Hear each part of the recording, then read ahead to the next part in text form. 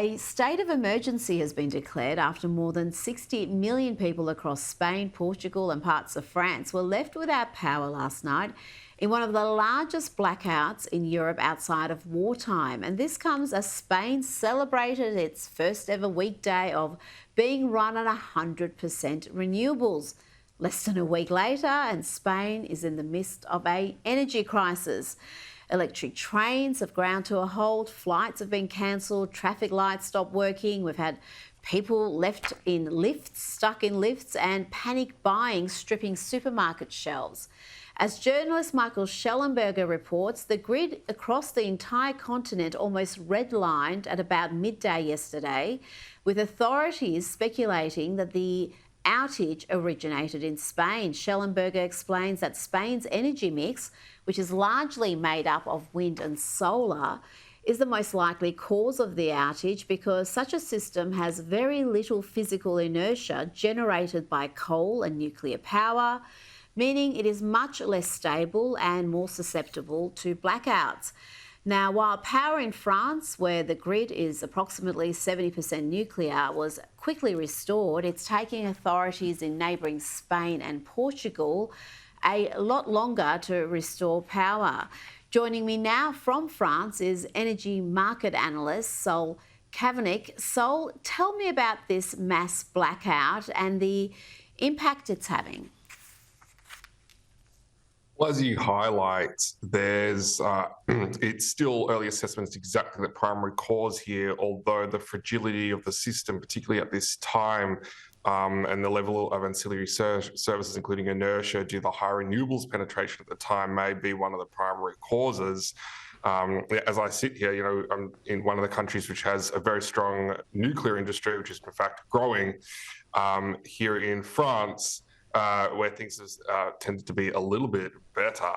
But I think what we need to take as a lesson here is what we've seen playing out now in Spain could be a sign of what we see it will happen in Australia as we continue down this path of ideology-driven policy for energy rather than engineering-driven policy. And that, for example, has us seeing our Energy Minister, Chris Bowen, still targeting an 83% renewable mix by 2030.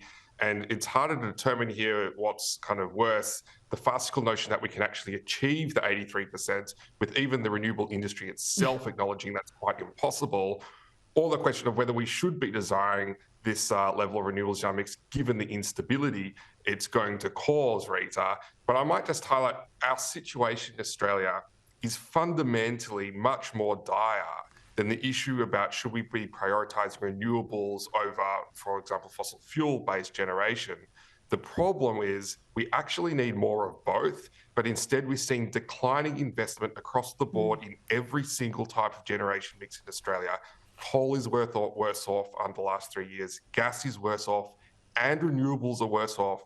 Renewable penetration growth dropped to record lows last year.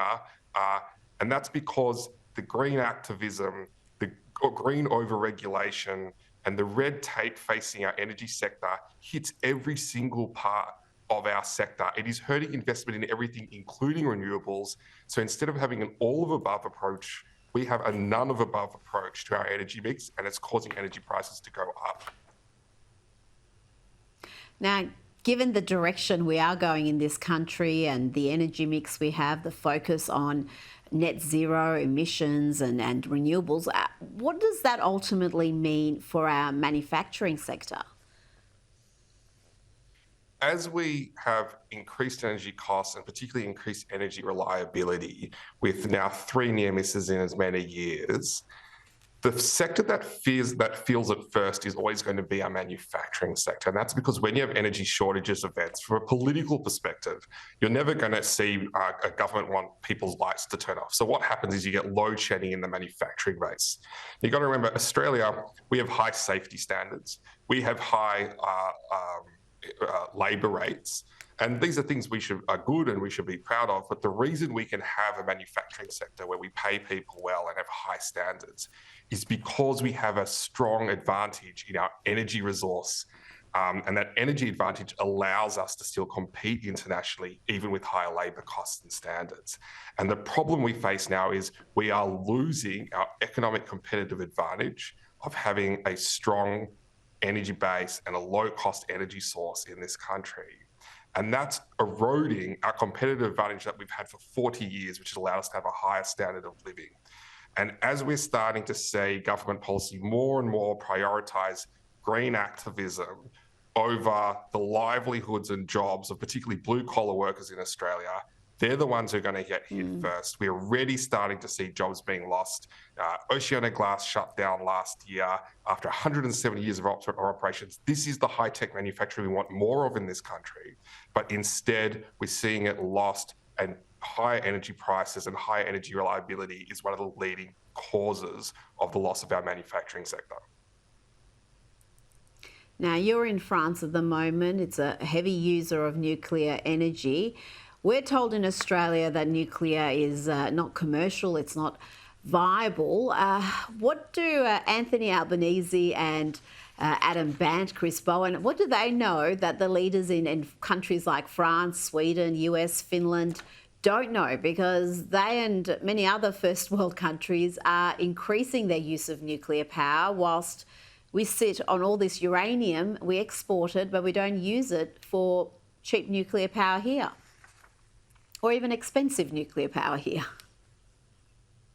Well, I think it's quite clear that most of the mob in Parliament, in particular our energy minister and arguably our Prime Minister at this stage, know very little about our energy sector.